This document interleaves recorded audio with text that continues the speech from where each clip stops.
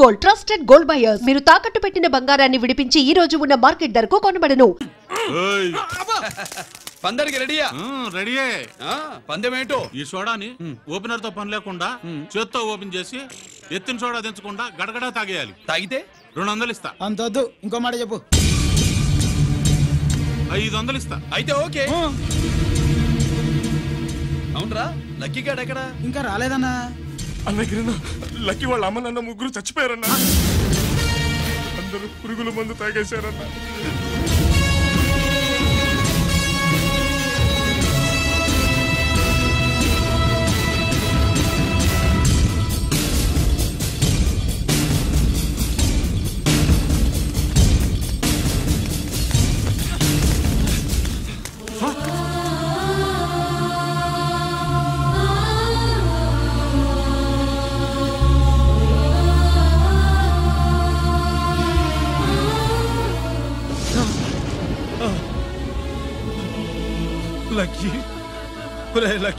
అందరిలాగే పాపారావు కొట్లో ఎరువులు తెచ్చి పొలంలో చల్లాడు.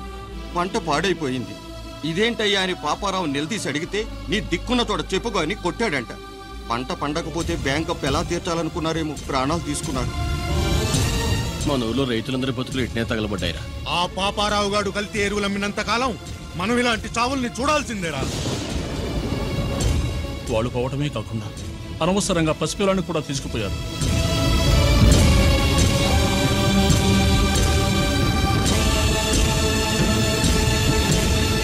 ఈ పాపం ఫండెను నేడు, నీ భరతం ఫటతా చూడు. నీ ఫాలిటి ఎముణ్ణి నేను, నీ కరెక్ట్ మొగుణ్ణి నేను. బాగా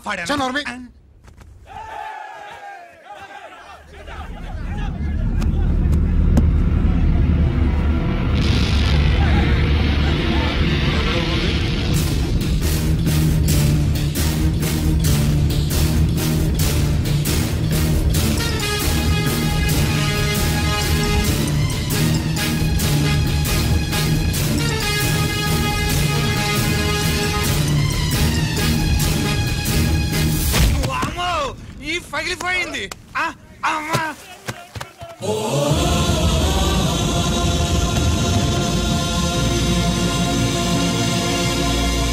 ఏంటిది? ఇదేమన్నా హాస్పిటల్ అనుకున్నావా? వీడికి ప్రాణం లేదు. అయితే ఇక్కడికి ఎందుకు తీసుకొచ్చావు? తీసుకెళ్ళి శ్మశానంలో తగలై. రైతులు పంటలు పండిస్తున్నారు, కానీ పంటను ఎప్పుడు కల్తీ చెయ్యరు. కల్తీ లేని పంటను తిని ఒళ్ళు పెంచుకున్న మీకు మాత్రం కల్తీ అలవాట్లు వస్తున్నాయి. బియ్యంలో కల్తీ, నెయ్యిలో కల్తీ, పాలల్లో కల్తీ, నీళ్లలో కల్తీ, పెట్రోల్లో కల్తీ, విత్తనాల్లో కల్తీ, ఓట్లలో కల్తీ, నోట్లలో కల్తీ, ఆఖరికి పంటను కాపాడే ఎరువును కూడా కల్తీ చేసి పేద రైతుల ప్రాణాలు తీస్తున్నారా? చచ్చిన వాడికి ₹1,00,000 గవర్నమెంట్ ఇస్తుంది కదా. ఆ రూల్ పెట్టాక కూడా చాలా మంది ఆత్మహత్యలు చేసుకున్నారా? మా దగ్గర నుంచి లెక్చర్ ఇస్తావు. చచ్చిన వాడికి డబ్బు ఇవ్వతే నేను గవర్నమెంట్ సిఫార్సు చేయాల్సింది మీలాంటి వాళ్ళను కాల్చి చంపమనరా? కరువు కాటకాలు రైతుల కడుపు మీద మాత్రమే కొడితే మీ కల్తీ ఎరువులు వాళ్ళ బతుకు మీద దెబ్బ కొడుతున్నాయిరా కుక్కల కొడకల్లా. రేయ్, ఆ లారీలో ఉన్న బస్తాలన్నీ దించండ్రా.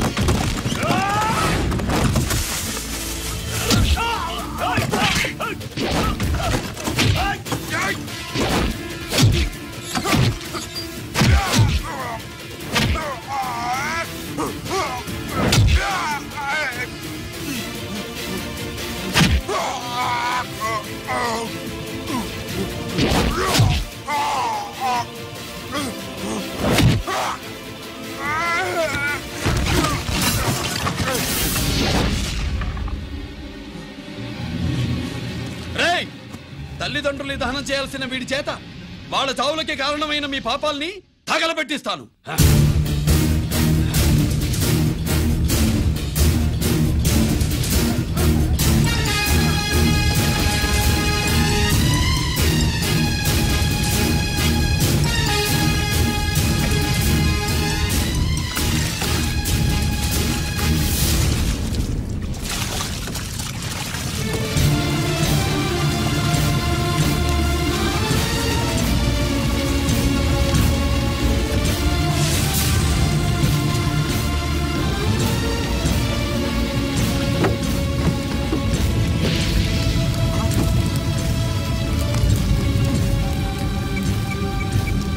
Police station.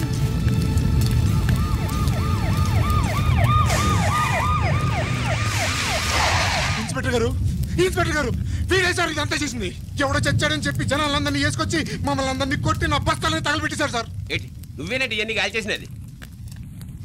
నేను నేను నేను నేను నేను నేను నేను నేను నేను అంతా నానంటున్నారు. వీటికి అల్లూరి సీతారామరాజు ఫ్యామిలీకి ఏదైనా కనెక్షన్ ఉన్నదా?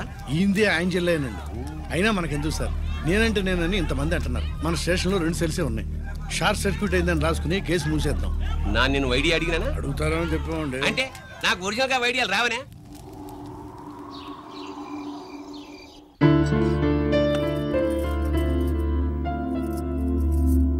ఆగు రాజేశ్వరి.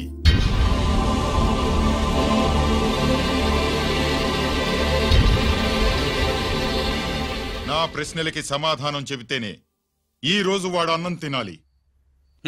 ఎలా కనపడుతున్నాను మీకు? 10 ఏళ్ల పసిబిడ్డలాగానా? గిరి, నువ్వు ఆగమ్మా. ఆయన బెత్తం పట్టుకుంటే చేయి చాపడానికి, గడియారం పెట్టి నిమిషాలు లెక్క పెడితే ముద్దలు మింగడానికి నేను ఇంకా పసిబిడ్డను కాదు. అదే అదే అలా అడ్డంగా మాట్లాడితేనే ఇంట్లో నుంచి వెళ్ళగొడతాను. మీరు లేకుండా 14 ఏళ్లు బతికాం, అది మర్చిపోకండి. ఏంట్రా నీ ఆవేశం? జనాన్ని పోగేసుకెళ్ళి అరుంధతి ఫెర్టిలైజర్స్ ని ఎందుకు తగలబెట్టావురా? పాపారావుని తగలబెట్టడం బాగోదు గనుక. చూసావా, చిన్నప్పుడు కత్తి దొరుకుంటే చంపేసేవాణ్ణన్నాడు. ఇప్పుడు తగలబెట్టడం బాగోదు గనక వదిలేశానంటున్నాడు. వీడిలో మనిషి కాదు, హంతకుడున్నాడు. తప్పు చేసిన వాడిని చంపిన రాముణ్ణి, కృష్ణుణ్ణి దేవుళ్ళుగా ఈ దేశంలో కొలుస్తున్నప్పుడు, తప్పు చేసిన వాడిని వర్గశత్రువుగా నరికేస్తున్న తీవ్రవాదులతో ప్రభుత్వం సంధి సంభాషణలు చేస్తున్నప్పుడు, ఒక రైతు కుటుంబం చావుకి కారణమైన పాపారావు మీద నేను తిరగబడితే తప్ప? నువ్వెవడివిరా తిరగబడ్డానికి? పోలీసువా? ఆ పోలీసులే మాకు రక్షణ కల్పించండి బాబోయ్ అని రోడ్డు మీద ఊరేగింపులు చేస్తున్నారు. పోలీసులు వచ్చినప్పుడు నీ టైం బాగుండి నేరం మేవే చేశావని జనం ఒప్పుకున్నారు గనక నువ్వు తప్పించుకున్నావు. లేకపోతే ఈ పాటికి ఇక్కడ కాదు, కట్టకటాల వెనకుండేవాడి. బాగా గుర్తు చేశారు. అసలు ఈ ఇంటికంటే నాకు జైలే బెటరు. ఏంట్రా మాటలు? లేకపోతే ఏంటమ్మా, గడ్డి తింటున్న పశువును కూడా మనిషి అదిరించాడు.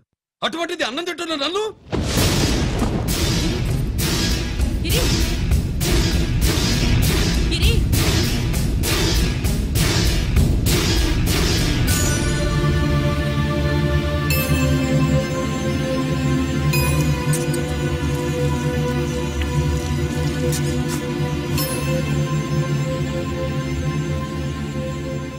నన్ను ప్రేమించడం మానేయండి, ఊరుకుంటా. ద్వేషిస్తే సహించండి.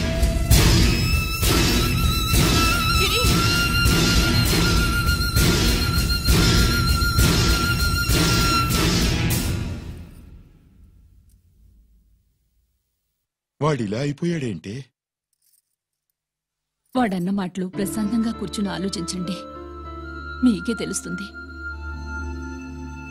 రే కోటిగా, ఆ తగలబెట్టిన వాడి పేరేమిటి? ఆడి పేరు గిరి నాన్న. మన బ్యాంక్ చైర్మన్ ఎన్కౌంటర్ లో చంపాడే ఏసీపీ రంజిత్ కుమార్, వాడి తమ్ముడీడు.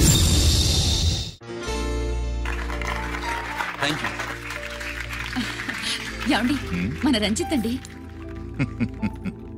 మనం డబ్బు డిపాజిట్ చేసుకున్న బ్యాంకు బోర్డు తిప్పేస్తే ప్రభుత్వం పట్టించుకోలేదు. మన బతుకులు వీధులు పడితే మన గోడు వినిపించుకోలేదు. అలాంటి పరిస్థితుల్లో బ్యాంక్ చైర్మన్ అక్రమంగా దాచుకున్న లంచం డబ్బును మనందరికీ సమానంగా పంచిచ్చిన ఆఫీసరు శ్రీ రంజిత్ కుమార్ గారు. ఆయనకు చేతులెత్తి నమస్కరిస్తున్నాను. రంజిత్ కుమార్ గారి లాగా అందరూ తమ బాధ్యతని గుర్తించి సక్రమంగా నిర్వహిస్తే మన దేశం ఎంతో పురోభివృద్ధిని సాధిస్తుంది. జీతాలు తీసుకోవటమే మన డ్యూటీ అనుకునే వాళ్ళు కోకొలలుగా ఉన్న ఈ రోజుల్లో మన డ్యూటీని సక్రమంగా నిర్వహించిన నిజమైన ఆఫీసరు మన రంజిత్ కుమార్ గారు. ఆయన చేసిన ఈ సహాయం అంధకారంలో ఉన్న ఎన్నో కుటుంబాల్లో వెలుగునింపింది. ఇప్పుడు వాలంటీర్ స్వాతి మాట్లాడారు. మామూలుగా ప్రజల కోసం రిస్క్ చేసిన ఆఫీసర్స్ ని ప్రభుత్వం ప్రమోషన్ ఇచ్చి సత్కరిస్తుంది. కానీ ఇప్పుడు వేరేలా సత్కరించడం జరిగింది. ప్రమోషన్తో కాదు, ట్రాన్స్ఫర్తో. బట్ ఈ నగర ప్రజలు మాత్రం ఏసీపీ గారిని ఈ మెడల్తో సత్కరిస్తున్నారు. ఇది గవర్నర్ గారి మెడల్ కన్నా, ప్రెసిడెంట్ మెడల్ కన్నా గొప్పదని నా ఉద్దేశం.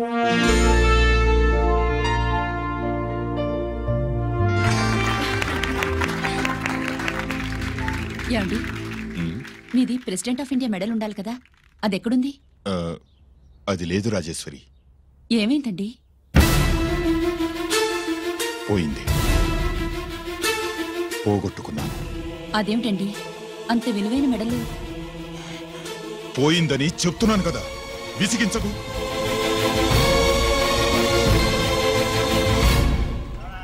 ఇదిగో. ఏంటి బావా, నీ వెండి కప్పులన్నీ కరిగిస్తున్నావు? నా కాళ్ళకి వెండి పట్టీలు చేస్తున్నావా? కాదు. మరి దేనికోసం?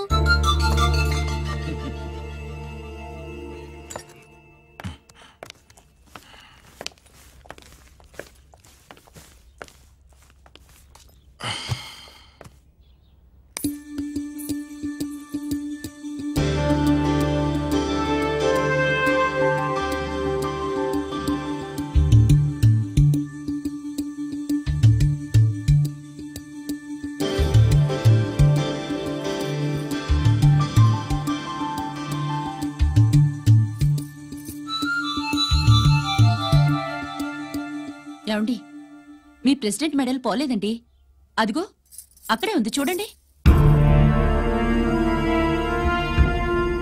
అది నాది కాదు రాజేశ్వరి. నువ్వే చేయించానని చెప్పు, వెళ్ళు.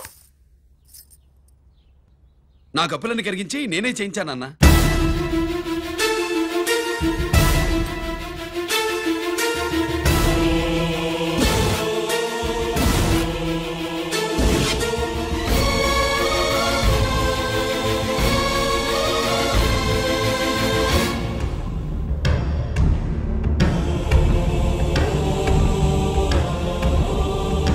Mr. Chakravarti, surrender all your medals, including the President's Gallantry Award. Including the President's Gallantry Award. No!